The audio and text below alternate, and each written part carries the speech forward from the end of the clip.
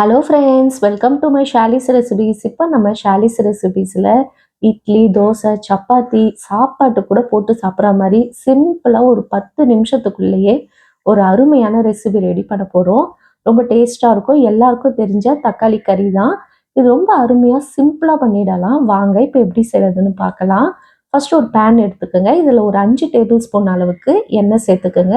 நல்லெண்ணெயில் செஞ்சிங்கன்னா இன்னும் டேஸ்ட்டு நல்லாயிருக்கும். இது கூடவே ஒரு 1/2 டீஸ்பூன் அளவுக்கு கடுகும், 1/4 டீஸ்பூன் உளுத்தம்பருப்பு, 1/4 டீஸ்பூன் சீரகம், 1/4 டீஸ்பூன் சோம்பு சேர்த்துக்குங்க. இது கூடவே ஒரு 5 பச்சை மிளகாவை சேர்த்துக்கலாம். 3 காஞ்ச மிளகாவை கிள்ளி போட்டுக்குங்க. கொஞ்சமாக கருவேப்பிலையை போட்டு நல்லா மிக்ஸ் பண்ணி விட்டுடலாம். இப்போ இதில் 2 டேபிள் ஸ்பூன் அளவுக்கு இஞ்சி பூண்டு பேஸ்ட்டு சேர்த்துக்குங்க. சேர்த்துட்டு அதோடைய பச்சை வாசனை போகிற வரைக்கும் நம்ம வதக்கி விட்டுருவோம். இஞ்சி பூண்டு பேஸ்ட் பச்சை வாசனை போன பிறகு 1/2 டீஸ்பூன் அளவுக்கு மஞ்சள் தூளும், மட்டன் மசாலா பவுடர் 1 டீஸ்பூன் சேர்த்துருக்கேன்.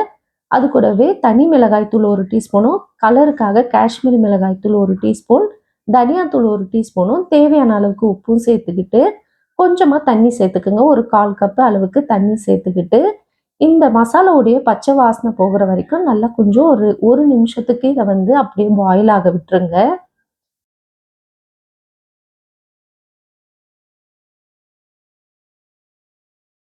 பாருங்க, இந்த மாதிரி நல்லா ஆயில் பிரிஞ்சு வரணும். இந்த மாதிரி வந்த பிறகு தான் நம்ம இதில் தக்காளி சேர்க்க போகிறோம்.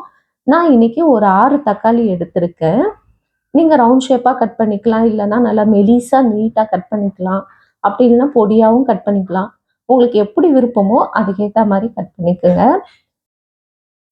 இந்த மாதிரி ரவுண்டாக மெலிசாக கட் பண்ணும்போது சீக்கிரமாக நம்மளுக்கு தக்காளி நல்லா குழைவாக வெந்து வரும். இப்போ இந்த தக்காளியை சேர்த்துட்டு நல்லா மிக்ஸ் பண்ணி விட வேண்டியது தான். இந்த ரெசிபிக்கு பார்த்தீங்கன்னா எண்ணெய் கொஞ்சம் எக்ஸ்ட்ரா தான் சேர்க்கணும். அப்போ தான் அதோடைய டேஸ்ட்டு நல்லாயிருக்கும். நம்ம 2 நாள் வெளியே வச்சே சாப்பிட்டா கூட கெட்டு போகாது. நீங்கள் எங்கன்னா டூருக்கு போகிறீங்க, சட்னிலாம் ரெடி பண்ணி எடுத்துகிட்டு போகணுன்னா இந்த மாதிரி ட்ரை பண்ணி பாருங்கள். ரொம்ப அருமையாக இருக்கும். இப்போ இது நல்லா கொதிக்க ஆரம்பித்த பிறகு ஒரு மூடி போட்டு நம்ம தக்காளி நல்லா சாஃப்டாக ஆகுற வரைக்கும் நம்ம அப்படியே வேக விட போகிறோம்.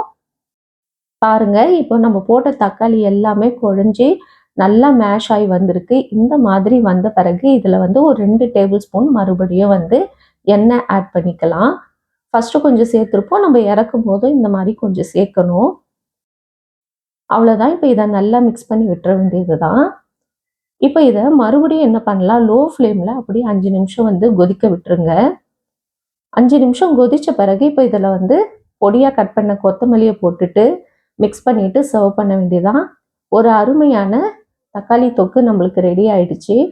இது பார்த்தீங்கன்னா சப்பாத்தி, இட்லி, தோசை எல்லாத்துக்குமே சூப்பராக இருக்கும். சாப்பாட்டில் கூட நீங்கள் போட்டு சாப்பிட்லாம், அருமையாக இருக்கும். ட்ரை பண்ணி பாருங்கள். இந்த மாதிரி சிம்பிளான ரெசிபிஸ் பார்க்குறதுக்கு மறக்காமல் நம்ம சேனலை சப்ஸ்கிரைப் பண்ணி வச்சுக்கோங்க ஃப்ரெண்ட்ஸ். இன்னொரு வீடியோவில் உங்களை சந்திக்கிறேன். Bye bye friends.